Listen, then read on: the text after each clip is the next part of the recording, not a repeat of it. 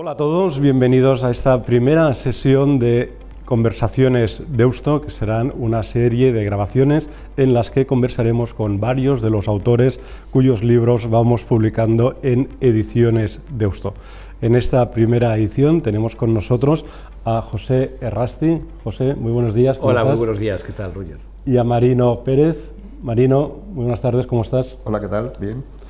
José y Marino son los autores de Nadie nace en un cuerpo equivocado, que es un libro que hemos publicado en Ediciones Deusto a principios de febrero de 2022 y que está cosechando un éxito inusitado. De hecho, en mis manos tengo la tercera edición, pero vamos ya por la cuarta edición, con lo cual se han hecho cuatro ediciones en apenas un mes y está estas semanas en las listas de ventas de todos los periódicos. José, Marino, ¿os esperabais este éxito?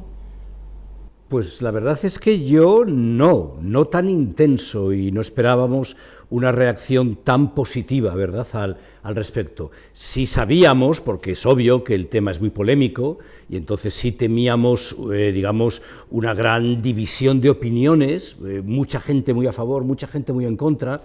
Pero para nuestra sorpresa ha sido una reacción abrumadoramente positiva, abrumadoramente, ¿no? Sí. En realidad nos temíamos que las primeras reacciones fueran en contra, ¿no?, condenatorias, y que el libro iría remontando con el tiempo, a la medida que la gente lo leyera y viera que las acusaciones que recibiría, si fuera así como esperábamos que ocurriera, pues que no se encontraban en justificación en el libro, ¿no? Y de entrada el libro ya salió pues a favor, ¿no?, con opiniones a favor. Sí, de hecho, se puede decir, porque los primeros, cuando se anunció el libro, que fueron varias semanas antes de que se publicara y por tanto de que pudiera leerse, hubo personas que se quejaron y se mostraron abiertamente en contra. No obstante, este intento de cancelación puede decirse que acabó cancelado. Es decir, sí, hubo una cancelación de la cancelación, porque fueron otras voces las que les dijeron a estas primeras voces, que por supuesto no habían leído el libro porque no estaba todavía a la venta, que estaban errando el tiro. Sí, pero no es extraño dentro de este tema. Es decir, dentro de este tema hay toda una postura que defiende que este tema no es discutible y que, por tanto, sencillamente hay que apoyar una determinada teoría, una determinada forma de entender los problemas que tiene el género, ¿verdad?, en la actualidad, y el sexo, especialmente en la adolescencia, y que nadie debe atreverse a discutirlo, con lo cual muchas personas consideran, y así lo dijeron claramente en algunas redes sociales, que no hacía falta leerlo, que no hacía falta leer el libro para criticarlo, ¿no? Y hubo efectivamente algún intento de cancelación que yo creo que en último término fue uno de nuestros principales apoyos, ¿no? Porque al final provocó una reacción en contra todavía mucho mayor. Sí, sin duda. En este sentido, el libro es un libro valiente, es un libro que va a contracorriente y que lo que intenta es aportar a este debate sobre la teoría queer lo que la ciencia tiene que decir. Es un debate muy marcado por los sentimientos, por la sensación de identidad y en el que muy a menudo molesta que se planteen objeciones. Lo que hace el libro es decir, oye, muy bien, cada uno puede pensar lo que desee, pero al final esto es un tema científico y por tanto la ciencia tiene que poder aportar su grano de arena y tratar de dilucidar qué es cierto desde un punto de vista científico y qué es mero sentimiento. Sí, ciertamente se valora mucho la ciencia en nuestra sociedad, ¿no?, como criterio para todas las cosas, menos en esta temática, de forma curiosa, ¿no?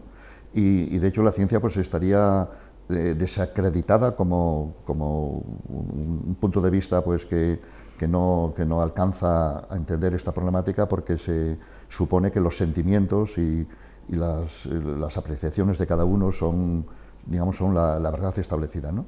Y entonces nosotros pues nos abrimos paso, digamos, en esa cancelación de la ciencia, pues haciendo pie en la biología acerca de los sexos, la psicología, que tiene mucho que decir en toda esta problemática, y las demás disciplinas, ¿no? Y en realidad nuestra valentía es simplemente, yo creo que hacernos cargo de lo que la ciencia tiene que decir en un tema que parece que la ciencia quedara excluida, ¿no? Y de ahí pues surge pues el título, ¿no? Nadie nace en un cuerpo equivocado, pues efectivamente no es así, nadie nace en un cuerpo equivocado. No es que este sea algo que esté sostenido por alguna investigación científica, sino que es un eslogan, es una frase muy socorrida que se utiliza pues muy comúnmente en las presentaciones, en las exposiciones, en las explicaciones que da la gente que tiene su, digamos, disforia de género, y en los medios de comunicación, ¿no? Porque supuestamente da una explicación muy clara, pero ciertamente no es ninguna explicación. Yendo más allá del eslogan y de la frase, pues nos encontramos efectivamente que no se sostiene, ¿no? Otra cosa es que las personas, y casi todas las personas en algún momento de nuestras vidas, podemos tener nuestras desavenencias con el propio cuerpo, pero no porque hayamos nacido en un cuerpo equivocado, sino que cada uno nace en el cuerpo que le toca y su vida pues va a partir de ahí, ¿no? Sin duda. De hecho, ahondando en ese detalle, yo creo que estamos todos de acuerdo que lo que determina el sexo de un individuo es la función reproductiva, ¿no? No obstante, de un tiempo a esta parte, vemos discursos en los que el sexo queda sometido al género. Sí. ¿A qué se debe este cambio de perspectiva? Sí. Se ha producido una inversión muy curiosa a la que dedicamos nosotros bastantes páginas en el libro y que llamamos espejismo, el espejismo queer, ¿verdad? En los espejismos las cosas están bien representadas, pero boca abajo, pero al revés, ¿no? Y efectivamente el sexismo tradicional, el machismo tradicional, siempre entendía que había estereotipos de sexo vinculados naturalmente a los sexos, de tal forma que era natural que los varones pues fuéramos, pues no sé, que tuviéramos iniciativa o que trabajáramos fuera de casa, etcétera, que tuviéramos un carácter emprendedor y tal, mientras que por el contrario era natural que las mujeres pues quedaran recluidas en los ámbitos domésticos, se dedicaran a los cuidados, se dedicaran a su propia estética y demás, ¿no? Y este machismo, digamos, tradicional, en donde el estereotipo se hacía depender del sexo, ha sido sustituido con un paso intermedio donde se separaron ambos, pero tras ese paso intermedio ha sido sustituido por un generismo en donde ahora es el sexo el que se pretende hacer depender del estereotipo o del género. Ahora al estereotipo sexual se le llama género. De tal forma que ahora si tú sientes que te ajustas al estereotipo sexual femenino, entonces has de ser considerada mujer por la sociedad, a efectos jurídicos, administrativos, médicos, etcétera, ¿verdad? Porque el sexo, en tanto que función reproductiva, ha quedado postergado en una sociedad donde ya la reproducción está ciertamente devaluada, en donde ya se ha perdido la conexión cercanísima, ¿no?, que tuvo en el pasado con la reproducción, con el sexo, y efectivamente pues ahora se entiende que es el sexo lo que debe ser supeditado al género, ¿no? Y pretendiendo, aquí está la gracia, pretendiendo adoptar una postura pues particularmente transgresora y progresista y particularmente vanguardista, resulta que el resultado es llegar por la espalda al sexismo de toda la vida, ¿no? Al sexismo en donde hemos cambiado que las niñas no deban jugar al fútbol por la idea de que si juegas al fútbol eres un niño, ¿no? Y al final es la reproducción del sexismo habitual, ¿verdad?, del sexismo de toda la vida. Sí, y esa expresión del arco iris, ¿no?, de una gama muy amplia de identidades de género, digamos, ha subsumido el sexo, ¿no? De tal manera que ahora en esa confusión que se suele tener y que además incluso se explica, parece ser, en las escuelas a los niños, pues se llega a entender, contra toda la evidencia de la biología, de la evolución, que entre los sexos existe igualmente un arco iris y una gama, un tercer sexo o una variedad de ellos, cuando eso no es sostenible por la ciencia, ¿no? Entonces se da, digamos, una confusión a nivel popular, pero también luego a nivel escolar y a nivel, pues, no sé, académico, ¿no? Por esa, digamos, intromisión o ese barrido que hace el género del sexo, ¿no? Y eso genera mucha confusión. Y parte de esa confusión está también en el uso a veces como intercambiable de sexo y género, ¿no? O sea, que se da incluso en los escritos científicos, ¿no? A la hora de definir a los participantes de una investigación, pues lo más común es que se distinga entre varones y mujeres, y eso lo llaman género. Pero si fuera el género, tendrían que haber preguntado cuál es, digamos, su identidad sexual o su orientación sexual, y eso no es lo que define ese estudio, sino ese estudio distinguió entre varones y mujeres, pero a eso lo llaman género. Entonces hay una gran confusión que el libro trata efectivamente de poner de relieve esa confusión y también clarificarla en los términos, digamos, más elementales, ¿no? Que parece mentira que hubiera que clarificar esos aspectos.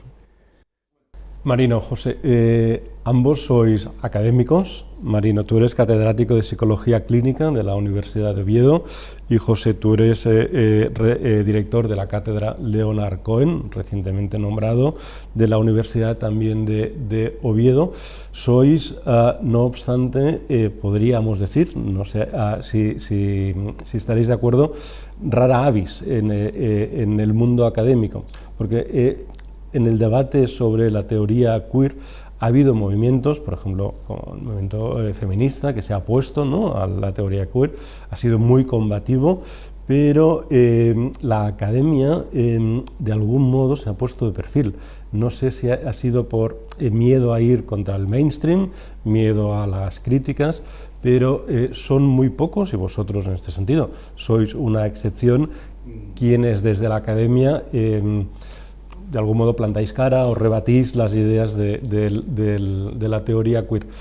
¿A qué se debe? Así es. De hecho, fue uno de los motores, yo creo, del libro, las conversaciones que teníamos Marino y yo, en donde no nos explicábamos cómo es posible que ante estas análisis obviamente tan inadecuados de estos fenómenos, pues la academia, la universidad, los colegios profesionales, etcétera, pues estuvieran callados, ¿no? Y lo que nos animó, de hecho, a escribirlo, ¿no? Únicamente, lo decimos ahí en el libro, el feminismo radical, el feminismo político, es el que ha levantado la voz y el que está peleando día a día con este tema, ganándose insultos, descalificaciones, inventos de acusaciones de odio, ¿verdad? Pues la acusación de transfobia es sencillamente inventarse un odio para evitar tener que rebatir los argumentos que en este caso el feminismo estaría presentando, ¿no? Tú preguntas a qué se debe. Pues yo creo que se debe a motivos muy profundos de la academia actual, en la sociedad actual y de la sociedad en donde vivimos, en donde la aprobación del público, el temor a una campaña pública en contra, por ejemplo en redes sociales, las redes sociales son fundamentales para entender todo lo que está pasando, pues asusta a muchos académicos que prefieren, como tú decías antes, ponerse de perfil y no abordar la responsabilidad que tiene su trabajo. Nuestro trabajo es un trabajo muy agradecido, objetivamente, vamos, yo me considero una persona verdaderamente afortunada con el trabajo que tengo, no es un trabajo ni duro, es apasionante y demás, pero yo creo que lleva incorporada la cláusula de que, oye, si alguna vez hay que salir a la plaza pública a mantener una postura incómoda, porque está ocurriendo algo ante lo cual tú entiendes que debes salir y decirlo, pues habrá que hacerlo. Y no te puedes refugiar en carraspear y decir que es un tema muy complejo y que prefieres no mojarte, ¿no? Hay que decir claramente que se están cometiendo abusos de tipo fármaco-quirúrgico con jóvenes que hay que denunciar, que se está interpretando mal psicológicamente lo que le ocurre a estos chicos, muy mayoritariamente chicas, a las que nadie discute de ninguna manera la experiencia que están contando, de ninguna manera, pero sí cabría poner entre paréntesis la explicación que ellas mismas dan a la experiencia que están viviendo, ¿no? Y ante ese miedo de ser cancelado, que en el libro llamamos, bueno, medio en broma, medio en serio, transfobofobia, no es tanto miedo a las personas trans como miedo a que te llamen transfobo, que es muy diferente, pues mucha gente efectivamente se está inhibiendo de lo que entendemos que es una responsabilidad social obvia, ¿no?, que tiene la academia, ¿no? También es cierto que esto va a empezar a cambiar, o al menos esta es la percepción que tenemos por la respuesta que hemos tenido de compañeros de toda la Universidad Española que han contactado y que han venido a decir, oye, pues efectivamente, y ahora vamos a empezar a tomar la palabra entre todos, ¿no?, y a denunciar esto, ¿no? Sí, y en particular la psicología tiene mucho que decir en esta temática, que efectivamente pues no lo decía o no ha dado la cara como estamos diciendo, ¿no? Y que nosotros pues hemos dado este paso, ¿no?, por esa responsabilidad también de trabajar en una universidad pública, pero también por nuestras propias asignaturas, ¿no? Errasti es profesor de Psicología de la Personalidad, y entonces un tema básico de esa asignatura y de la psicología en general es la identidad, cómo se forma la identidad de las personas, un asunto sin duda, digamos, complejo, ¿no?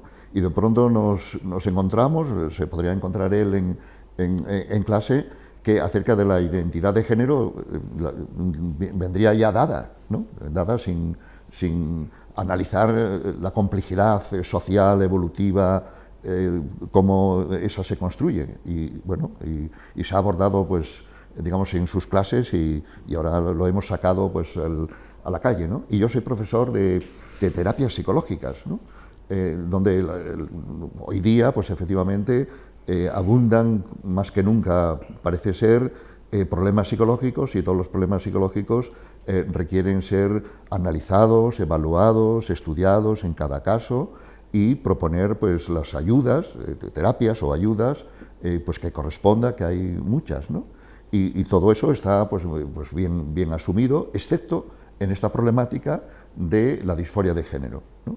Y en la disforia de género, entonces, está prohibida la terapia psicológica, la psicoterapia o cualquier análisis, cualquier diagnóstico, cualquier evaluación, que es por donde se empieza en medicina, en psiquiatría y en psicología, estaría prohibido en esta temática. Y eso va de lleno en relación con mi, digamos, con mi asignatura.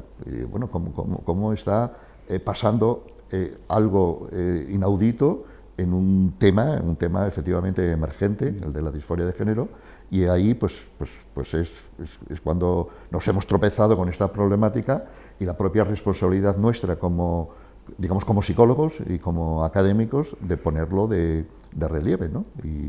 Y bueno, y efectivamente yo creo que eso está sintonizando con alguna preocupación, digamos, latente que había hasta ahora, y estamos viendo efectivamente que algo puede estar cambiando a resultas de, bueno, pues en parte del libro y en parte a lo mejor, pues, de estos comentarios que hacemos ahora públicos, ¿no?, que la gente se atreve a debatirlo, ¿no?, y no a temer castigos, ¿no? Claro, porque vosotros en ningún caso negáis que haya casos de disforia de género. Han ocurrido a lo largo de la historia, es un hecho científico. Lo que sí ponéis en tela de juicio es esta explosión de casos que ha ocurrido en los últimos 5 o 10 años, y lo que queréis, digamos, dilucidar es qué porcentaje de los casos que se manifiestan son casos reales, objetivos, probados científicamente de disforia de género, y cuáles son, qué número de casos son casos que en realidad son simplemente trastornos psicológicos, como comentabas, Marino, o simplemente están influenciados por el ambiente, por el sector, por los amigos, pero que nada tienen que ver con una disforia de género real. Claro, hay que hilar finísimo en estas cuestiones, hay que hilar con un microscopio casi, ¿verdad? Efectivamente, hay un fenómeno conocido clásicamente, que es el fenómeno de la transexualidad, que tiene una prevalencia muy baja, bajísima, hablamos de menos de un 1% de casos, ¿verdad?, de personas que ya desde quizá temprana edad manifiestan claramente una identidad, un comportamiento, etcétera, pues relativo, pues digamos, al sexo diferente, ¿no? Sobre ese fenómeno, que es un fenómeno, digamos, históricamente conocido, que no es un fenómeno actual ni nada por el estilo, se está construyendo alrededor, igual que las ostras construyen las perlas alrededor de un grano de arena, pues sobre el fenómeno de la transexualidad se está construyendo una enorme perla a su alrededor, en donde ahora ya cualquier desajuste en la adolescencia con los estereotipos sexistas, cualquier chica que, por ejemplo, se sienta terriblemente incómoda con los estereotipos femeninos que de pronto se encuentra en la adolescencia que tiene que cumplir y que verdaderamente no quiere cumplir de ninguna manera, relativos a su cuerpo o a su imagen, a su conducta sexual, etcétera, pues ya cabría la posibilidad de que en verdad estuviera manifestando un transgenerismo, no una transexualidad, ¿verdad?, sino un transgenerismo, y que ese transgenerismo pues deba ser tratado a través de una terapia afirmativa en donde se le permita y se le facilite, se le ofrezca pues la transición, primero social, en el sentido de su nombre o de sus pronombres, después ya quirúrgica, después farmacológica, pues con bloqueadores de la pubertad o con hormonas cruzadas, y finalmente, si se diera el caso, quirúrgica, ¿no? Y efectivamente es este nuevo fenómeno que está aumentando con unas prevalencias espectaculares, que estamos hablando de aumentos de miles por cien, del orden de miles por cien en los últimos 10 años, por poner una cifra, seguramente en España menos de 10 años, es el que nosotros en el libro comentamos llamando la atención sobre él, ¿no? Se pretende igualar ahora este fenómeno a la antigua transexualidad conocida de prevalencias menores del 1 por 1000, intentando ahora argumentar que siempre tuvo la prevalencia elevada de ahora, pero se invisibilizó y no se permitía que ocurriera, ¿no? Y eso simplemente sabemos que no es verdad. Sabemos perfectamente que los problemas psíquicos, todos, a lo largo del siglo XX, han tenido sus contagios sociales, ha habido oleadas de diversos tipos de problemas, que de pronto en unas décadas aumentan muchísimo su frecuencia y después disminuyen, y sabemos que este fenómeno del transgenerismo no se dio con esta forma en otras épocas históricas, a lo largo del siglo XX. Otra cosa diferente, ya termino, es que su función, a su vez, sí estuvo en otras épocas manifestada con otro tipo de malestares adolescentes, ¿cómo no? Sí, efectivamente, el problema empieza cuando esto llega a la infancia y a la adolescencia, y que de pronto pues ocurre ese crecimiento desmesurado de disforias de género, ¿no? Y la transición como el apoyo únicamente, aceptable, ¿no? Y no todos los casos responden al concepto de disforia de género. La disforia de género es un concepto paraguas que puede estar canalizando muchos otros problemas que tienen los niños y los adolescentes, particularmente las chicas en nuestra sociedad, que se canalizan a través de la disforia de género, que ha cobrado, un mayor relieve, que casi podríamos decir, una moda, un problema, que tiene una mejor imagen, por decirlo así, que otros problemas, y es muy importante pues estudiar en cada caso cuáles son las circunstancias por las que se ha llegado a eso, ¿no? Y en el sentido que decías de identificar los casos reales, vamos a decirlo así, persistentes, ¿no?, en los que se podría confirmar esa disforia de género pues como un problema pues a atender de forma específica, pues es muy difícil hacer una predicción de cuáles serían los casos, vamos a decirlo así, reales respecto de otros que consistirían en otros problemas, ¿no? Y para ello no hay más remedio que estudiarlos, o sea, que esperar y ver, que utilizar la prudencia, que utilizar los conocimientos de la psicología para poder realmente ayudar a quien necesite la transición como mejor solución a su problema, y ayudar a los otros que, sin duda ninguna, también tienen problemas, pero que pueden ser problemas de otro tipo, y curiosamente eso es lo que está de momento prohibido hacer, porque lo obligatorio es la terapia afirmativa, que es una aberración científica y ética, utilizar esa opción como la única aceptable, ¿no? Claro, porque del mismo modo que en ningún caso negáis que pueda haber casos de disforia de género, tampoco negáis en ningún caso que pueda haber adolescentes, jóvenes, que sientan una incomodidad con su cuerpo, con su género, etcétera, ¿no? Pero donde ponéis el acento es que en caso de que una persona joven, un adolescente, tenga estas preocupaciones, tenga estos sentimientos, no necesariamente vayan hacia el camino de las hormonas, de los bloqueadores de pubertad y bajo ningún concepto de las operaciones, ¿no? Porque estos son cambios a la postre irreversibles. Es decir, lo que debería hacerse, es decir, como bien dices, Marino, oye, vayamos a estudiar el caso, pero es evidente que hay personas que tienen un descontento, ¿no? Que no están a gusto con su cuerpo, vayamos a ver qué ocurre, porque en muchas ocasiones estas preocupaciones se diluyen con el tiempo. Simplemente es una cuestión de permitir que la persona siga con su crecimiento normal, que no es solo un crecimiento corporal, también es un crecimiento mental, y por tanto, poco a poco, estas preocupaciones se podrían ir diluyendo.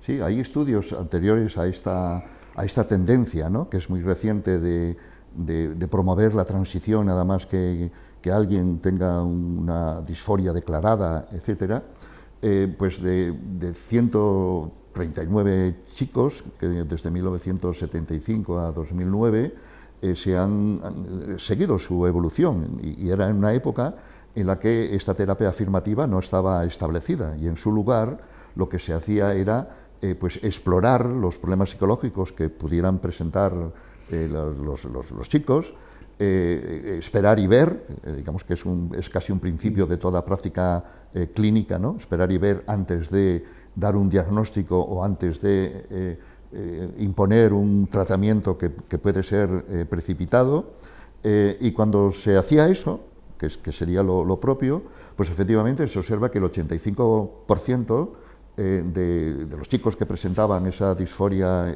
inicial, pues se ha resuelto, ¿no? Otros pues han persistido y serían ayudados, digamos, en esa dirección, pero del orden del 85% pues se ha resuelto ese problema de disforia, y se ha encontrado pues que a lo mejor su problema era otro de carácter psicológico, pues experiencias traumáticas que haya tenido. Su problema era que no tenía asumida su orientación sexual como gay, y entonces se reconcilió, por decirlo así, con esa orientación, y retornaron pues a los problemas normales que forman parte de la adolescencia, ¿no? Y entonces, en esa época tan reciente y en la actual, pues podríamos preguntar qué persona, en particular qué adolescente, no está preocupado por su cuerpo, en cualquier dirección. Y la cuestión es que se ha convertido esa preocupación por el cuerpo en una especie de evidencia de que acaso sea, disforia de género lo que está ocurriendo. Y eso es lo que falta a todo principio, científico, proceder clínico y ético en estas cuestiones, ¿no? Claro, son estudios como los que comenta Marino, los que claramente indican que ante la aparición de un malestar con tu cuerpo, la actitud más razonable es atenderla, acompañarla, esperar y ver cómo evoluciona, y no rápidamente comenzar a tomar decisiones irreversibles, ¿no? Si la mayor parte de los chicos y las chicas que tienen problemas con su cuerpo en la adolescencia los superan con el crecimiento, en la adolescencia yo casi diría que el trastorno más sería la euforia corporal que la disforia, porque casi es la norma, ¿no?, que todos nos sintamos mal con nuestro cuerpo, pues entonces parecería razonable no empezar a introducir elementos farmacológicos y demás, ¿no? Por el contrario, respecto de los datos que citó Marino, así como la mayor parte de los chicos abandonan su disforia con el paso del tiempo, y las chicas, si empiezan ya el tren de la transición, y ya, sobre todo si ya comienzan el tren de la transición médica, quedan ya vitalmente comprometidos con una toma de partido que fue ciertamente precipitada y que ya va a ser mucho más difícil que en un futuro, digamos, den marcha atrás. También tiene que quedar muy claro que nosotros no nos oponemos en absoluto a la intervención fármaco-quirúrgica en ciertos casos.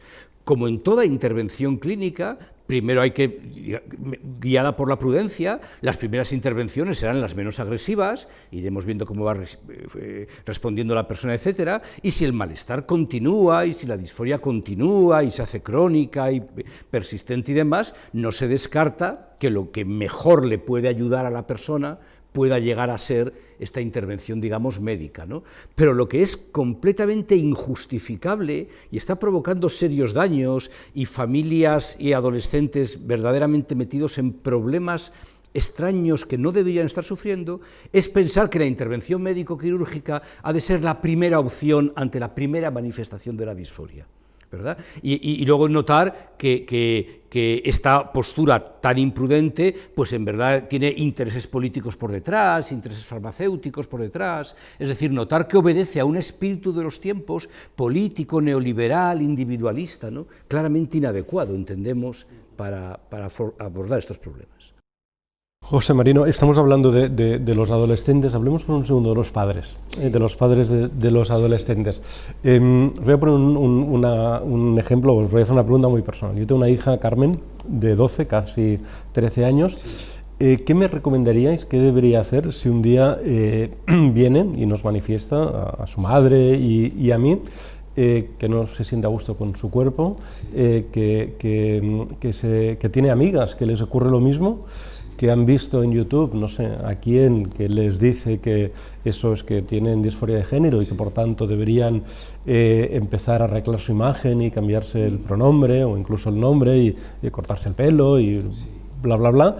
Y que, bueno, en definitiva, que se siente chico porque parece que lo que está, lo que ahora se lleva y lo que todo el mundo en su ámbito, en su círculo, hay consenso en que debe ser eso, ¿no? ¿Cómo, unos padres así, cómo deberían reaccionar? ¿Cuál sería vuestro consejo? Es complicado, ¿eh? La primera reacción, desde luego, la habitual, es una gran confusión. Es un problema muy nuevo.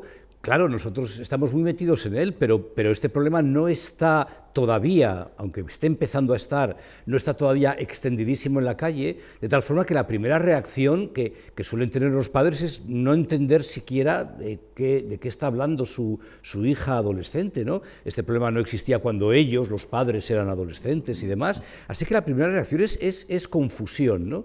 Y a lo mejor es tomar respuestas precipitadas, tanto de negación radical, tú estás loca, no digas tonterías de ninguna manera, etcétera, como de aceptación furiosa porque ha oído campanas esos padres y ay, sí, lo que tú quieras, ahora mismo mañana mismo vamos a comprarte toda la ropa nueva del nuevo sexo hacia el que quieras transitar, ¿no? Y a lo mejor lo razonable pues sería de nuevo, una vez más, mostrar prudencia e intentar comprender cómo se ha formado no esa experiencia de los adolescentes, sino la explicación de esa experiencia. ¿Qué redes sociales han estado consumiendo durante los últimos años? ¿Cuántas horas al día han estado viendo a personas que les dicen que es lo más habitual del mundo ser trans, que si dudas si eres trans es que lo eres, la mera duda ya indica que lo eres, y que incluso si tienes problemas que no tienen que ver con tu cuerpo, sino que es únicamente problemas relacionales, la adolescencia, con tus parejas, con tus amigos, etcétera, probablemente también pueda ser debido a que en verdad tú has nacido en un cuerpo equivocado, ¿no? Y entonces empezar a comprender. Esto no es fácil, la adolescencia sabemos que es un periodo muy complejo y que se caracteriza por la urgencia. El adolescente, nos ha pasado a todos, lo exige ya, inmediatamente. Es muy difícil hablar con él, con ella y decir, vamos a esperar un poco, vamos a intentar entender lo que pasa. Tienes nuestro cariño de forma, por supuesto, incondicional, pero justamente nosotros tenemos a lo mejor el punto de vista un poquitín más en el largo plazo que tú, en este momento, y de una forma, digamos, cariñosa pero firme, intentar acompañar a la persona sin incurrir, yo creo, que ni en negativas radicales, castigos de ninguna manera, etcétera, ni tampoco, ¿verdad?, en intentar ser más papista que el Papa, e intentar ser más progresista que los propios influencers, ¿no?, de las redes sociales. Sí, sin duda ninguna, es un papel, digamos, complicadísimo que puedan tener hoy los padres, ¿no? La madre, el padre, pues que un niño, pues una niña se presente, digamos, con eso, ¿no?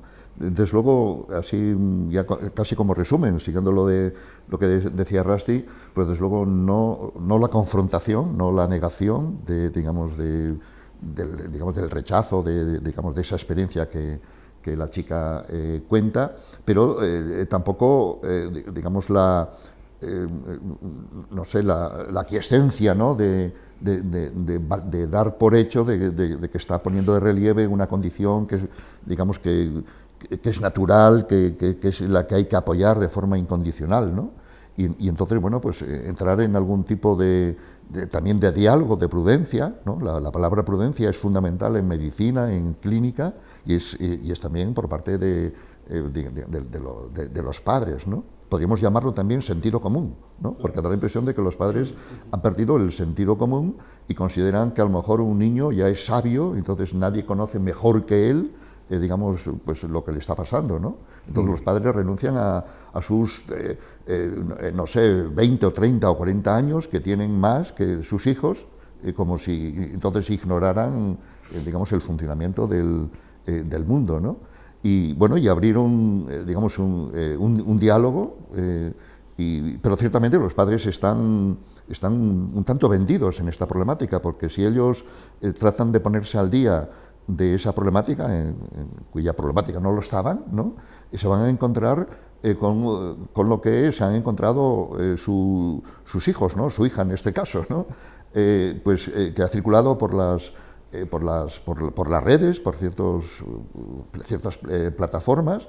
Los padres se van a encontrar también ahí y van a recibir, yo creo que mucho chantaje, ¿no? Chantaje pues del tipo de si los padres no apoyan eso, pues es que no lo quieren, si no apoyan se van a suicidar, los padres han de preferir a un hijo trans a un hijo muerto. Entonces se encuentran, digamos, con fórmulas que son muy agresivas, que no están fundadas tampoco en la evidencia de las cosas, pero que funcionan en realidad como chantajes, ¿no? Y ciertamente es un problema por los padres, ¿no? De nuevo, el sentido común y la prudencia se impone aquí, más que en otros problemas, pero en todos los problemas se supone que los padres también tienen sentido común, ¿no? Pues que lo apliquen en este contexto, ¿no?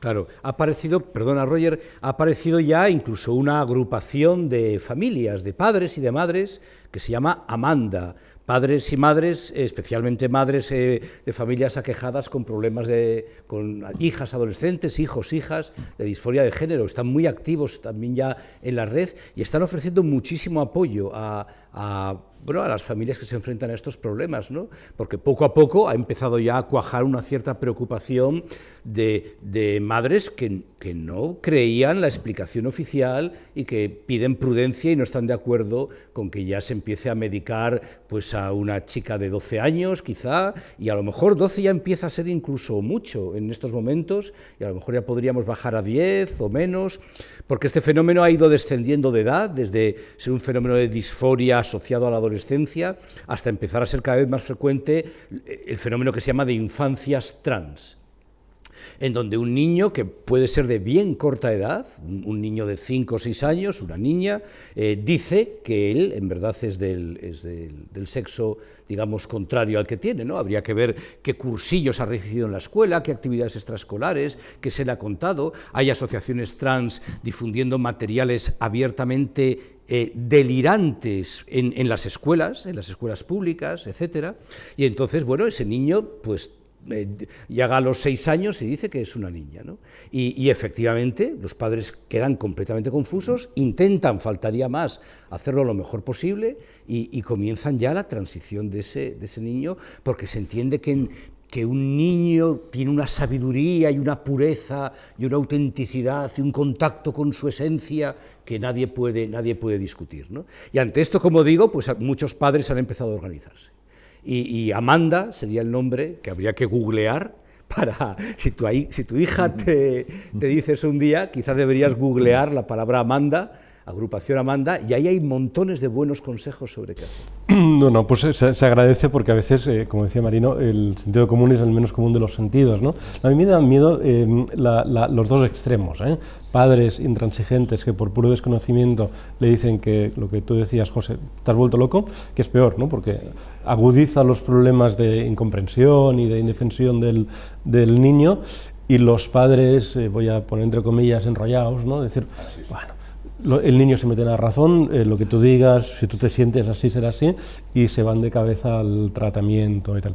Por último, todo eso es lo que la ley trans, desde el Ministerio de Igualdad, intenta, bueno, digamos que poner orden, aunque no sé si pone más orden o más desorden, para, pues esto, ordenar la cuestión.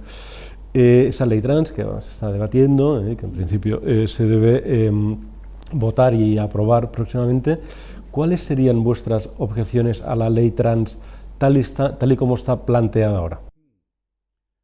Pues desde luego, así de pronto, pues no hurtar, no prohibir, no dejar de lado la exploración psicológica, las ayudas. Estoy utilizando términos que no son ni siquiera clínicos, ¿no? Son de exploración y ayudas. No estamos ni siquiera prejuzgando de que se trate de un trastorno mental o algo así. Entonces, no hurtar, no robar, por decirlo así, algo tan elemental como es la exploración, el análisis psicológico, digamos, las ayudas, ¿no? Curiosamente, estamos en lo que se llama una crisis de salud mental, sobre todo en la infancia y en la adolescencia, donde se están reclamando ayudas, terapias psicológicas por todos los lados, incluyendo partidos digamos, de la izquierda, los mismos que sustentan la ley trans, ¿no? Y todas esas ayudas psicológicas están prohibidas precisamente en esta problemática de la identidad de la disforia de género, ¿no? Así que esa sería, digamos, la primera objeción que se me ocurre. Cómo se reclaman ayudas psicológicas para todos los demás problemas y para quedan canceladas, ¿no? Y desde luego habría que revisar la noción de pues autodeterminación de la identidad de género por los sentimientos que uno tenga, cuando los sentimientos son muy influenciables, son muy cambiables, de acuerdo a las circunstancias, ¿no? A lo largo del día, a lo largo de los meses, a lo largo de los años, ¿no? Y no tomarlo, digamos, como base, como referencia para una identidad que vaya, digamos, a marcar o a situarte ya digamos, en un horizonte de vida, ¿no? Eso sería casi la primera objeción o las dos objeciones que se me ocurren así de pronto, ¿no? sí, se pretende legislar y dar valor administrativo a sentimientos. Se pretende que en el carnet de identidad aparezca, todos los demás campos son verificables, nombre, fecha de nacimiento, localidad de nacimiento, dirección postal, lo que sea, todo es obviamente verificable. Si tú cambias de vivienda, vas al padrón, tienes que demostrar el cambio, etcétera, pero que haya una casilla, sexo, en donde lo que ahí aparezca no sea verificable de ninguna manera y donde simplemente se haya preguntado a la persona qué siente. Para rellenar una cosa u otra, ¿no? Esto es anómalo, ¿verdad?, en los aspectos al menos administrativos, ¿no? Hablas del tema de la ley, ya están funcionando, aunque esta ley trans aún no se ha aprobado, pero ya están funcionando en la práctica totalidad de las comunidades autónomas, ya está legislado, protocolos educativos de obligado cumplimiento, en donde los profesores, el profesorado, los profesores y profesoras deben estar atentos al comportamiento de los alumnos, por si acaso alguno de ellos manifestara conductas impropias, y cito textualmente, porque además todos son iguales, impropias del sexo que se les asignó al nacer, ¿no? No se indica qué conductas son esas, pero todos sabemos que nos estamos refiriendo a que una niña juegue mucho al fútbol, a que un niño pues se pinte las uñas, por ejemplo, ¿no? De tal forma que si esa conducta ocurre de forma repetida, pues hay ya un protocolo de qué reuniones habrá que empezar a hacer, los tutores, el equipo docente, el personal docente, la familia, los padres, el propio alumno y tal, para valorar la posibilidad de que en verdad estemos ante un caso de transgenerismo y, por tanto, pues quepa la posibilidad de empezar la transición del niño. Eso ya está ocurriendo en estos momentos, no hay que esperar a que se apruebe la ley. En este momento, y también aprovecho la ocasión para decirlo, tenemos una colega, una compañera psicoterapeuta andaluza, ¿verdad?, Carola López Moya, que ha sido expedientada por la Junta de Andalucía, por decir sencillamente cosas sensatas, ¿verdad? Por ejercer su trabajo de psicólogo, por no lavarse las manos, sino al revés, comprometerse con su trabajo de psicóloga, ¿verdad? Y ni siquiera hacer terapia con personas trans, sino en las redes sociales, hacer afirmaciones, bueno, en la misma línea de las que estamos haciendo nosotros, ¿no? Y ha sido expedientada con posibilidades de multas que ascienden a los 120.000 euros. ¿Verdad? 120.000 euros, Roger. Como también se multará, según la ley trans que ahora se discute, pues a los psicólogos que, ejerciendo de psicólogos, pues se nieguen a aplicar una mera terapia, que no es terapia, claro, simplemente es asentir con la cabeza. Asentir con la cabeza no es terapia, los psicólogos no estudian 8 años para asentir con la cabeza, y entonces intenta hacer pues lo que Marino ha señalado muy bien, de una evaluación del caso, de un estudio del caso, etc., ¿no? Se argumenta que eso es patologizar lo que le ocurre, cuando en verdad se ignora que la psicología ha despatologizado su campo de estudio hace ya décadas, ¿no? No solamente este problema emocional, hace ya décadas que ningún problema emocional se considera que sea una enfermedad. El concepto de enfermedad mental está abandonado por la psicología clínica desde hace décadas, ¿no? Por supuesto que no es una patología, por supuesto que no es una enfermedad, la disforia de género, pero por supuesto que sí es un problema. Es un problema que afecta cada vez a más personas, ¿no? Y ante los que debemos actuar, pues dejando que la ciencia actúe, como tú señalabas al principio, y no tratar a las personas por intereses políticos medioplacistas y mezquinos, tampoco tratarlas como clientes de futuras empresas farmacéuticas, tampoco utilizarlas para decidir cuán sofisticados y progresistas somos, ¿verdad? Y cuán vanguardistas somos y nuestra amplitud de miras, sino tratarlos con respeto, con auténtico respeto, que no consiste en decir que sí a todo lo que digan, sino que consiste en estudiarlos con paciencia, con dedicación y en valorar a largo plazo qué es lo mejor para ellos, ¿no? Y ese es un poco también el mensaje al menos de los capítulos del libro que se centran en esto. Pues José Marino, muchísimas gracias por ese ratito, sí. Muchísimas gracias por haber escrito el libro y por haber volcado en el libro todos vuestros conocimientos, y muchísimas gracias por haberos acercaros aquí al sofá de Deusto para que hayamos tenido esta primera conversación, Deusto. Y muchísimas gracias a vosotros, porque se habla a veces de nuestra valentía, que no ha sido ninguna, pero la editorial, ¿verdad?, que se atreve a sacar el libro, que puede ser un libro polémico, efectivamente, pues también ha de ser reconocido, quizá incluso más que en nuestro caso, el mérito y la valentía que ha tenido de sacarlo, ¿no? Bueno, el caso de la editorial es nuestra razón de ser. Ya. Hay que publicar aquellos libros que aportan una novedad, que aportan ciencia, que comentábamos antes, que aportan conocimiento. Pues no todas actuaron así. No, y lo sé, incluso hay librerías que no lo han querido, sí. Pero bueno, hay cada cual con sus principios y cada cual con su forma de proceder, ¿no? Sí. Pero lo que no tiene mucho sentido, a mi entender, es que los libros que nacen de la ciencia no se les apoye, porque lo que necesitamos es precisamente más ciencia y no menos ciencia. Sí. Pedimos que se nos permita debatir, fíjate qué sencillo, que no se cancele el debate inventando odios que no tenemos, ¿eh? No estamos movidos por el odio, ¿eh? Pedimos simplemente que se nos permita debatir. Pues muchas gracias. Gracias. Sí. Muchas gracias, José Marino. Muchas gracias también a todos los que nos habéis seguido en esa primera sesión de Conversaciones Deusto. Espero que lo hayáis disfrutado y os emplazo a la siguiente conversación, que será con Juan Milián, autor del libro El proceso español. Muchísimas gracias y hasta la próxima.